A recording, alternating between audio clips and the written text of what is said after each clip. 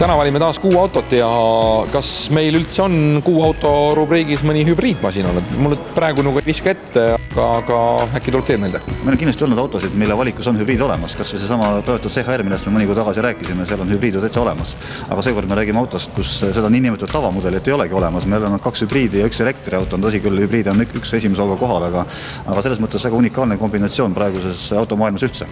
Eks tegelikult on ju Hyundai näidanud kõrgtehnoloogiaid varemgi, et oli ju üks esimesi, kui mitte kõige esimene, kes meil vesinikauto Eestis ära näitas ja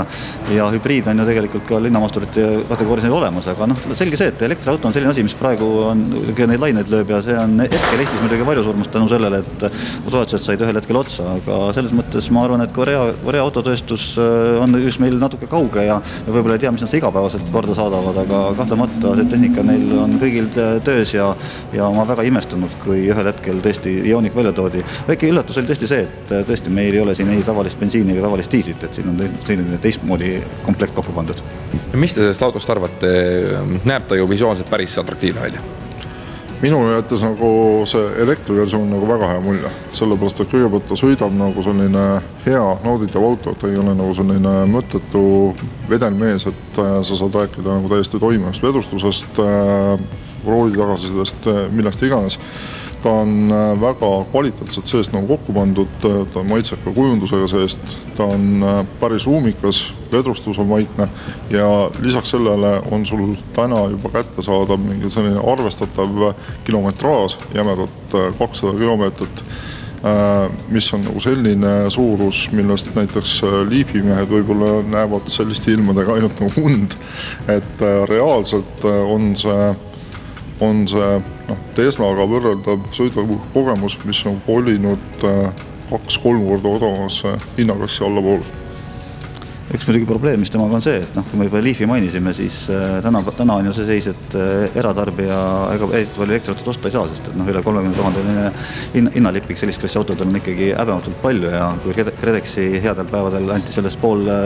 kenasti soodustus, siis siin seda enam ei ole ja üks variant oleks loomulikult kautada teda elektritaksona, mis oleks loomulikult Leafi põhjal nagu suurepärane võimalus, ainult pisikene probleem jutumärkides on see, et meil ei ole siin mitte šademoolaadijaga tegemist, vaid Type 2 mõnekesega, mis tähendab seda, et kiirlaadijas seda kiiresse otsa ei lähe ja see tähendab, et teda tööautona on keeruline kasutada, aga eratarbijal, kellel on tõesti linnasisene, linnalähedane sõit ja kellel on kodus laadija olemas, siis Leaf sai seekord endale tõesti väga karmi konkurendi. Muidugi võib ette juba öelda, et ega sellist konkurendid ei maga ja ideeautona oleme ju järgmist põlvkonda näinud ja me võrdleme seda autot praegu ikkagi Leafiga, mis on natuke ebaõiglane võrdlus, kuna Leaf on turul olnud juba 5, 6, 7 aastat ja ega me muudes autoklassides ikka selliseid ajavahet kipume ka arvestada, et siin on natukene valenihe, aga tulemas on ju teistelgi. Lõpuks Volkswagenil on uus Golf tulemas, mille ametlikuks arvustuslikult läbisõiduks on 300 kilomeetrit antud, Renault Zoe'l lubati juba 400 ja Ampera Opeli poolt juba 500. Tead, me võime loomulikult alati arvestatav osa maha lõigata, aga isegi kui me räägime praegu 280 läbisõiduga Ioniqust ja saame sealt igal juhul 200 kilomeetrit kätte, siis see on asi, mis enamusi inimesi igapäevaselt täitsa rahuldab. Me peaks inimesele võib-olla mõne soovitus andma või äkki ennustama, et milline variant nendest nüüd kõige populaarsemaks Eesti võiks muutuda, kas on siis hübriid, pistik või täiselekter? No ma arvan, et eks tavaline hübriid ikkagi, sest et siin on nagu näha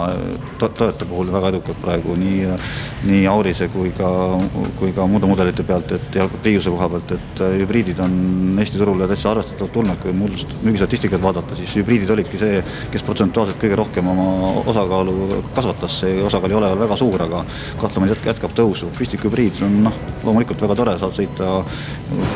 ametlikult kuni 50 kilomeetrit elektriga tegelikkuses, isegi kui see on 30 või 40, siis päevased tööl käimised teeb elektriga ära, aga hinnatase tuleb kindlasti juba oluliselt kõrgem ja siin ikkagi rääkida elektriauto puhul ligi 35 000 eurost, see peab olema ikkagi tõsine elektriauto fänn, kes selle auto endale ostab. Jah, see on nagu läbiarvutamise küsimus, et see on siiski eelkõige linnaauto ja linna lähiauto, et lööge enda kilomeetraaž kokku, palju te aastas linnas sõidate ja siis arvestage sellega, et elektriautodes küsitakse jämedalt 10 000 eurot rohkem.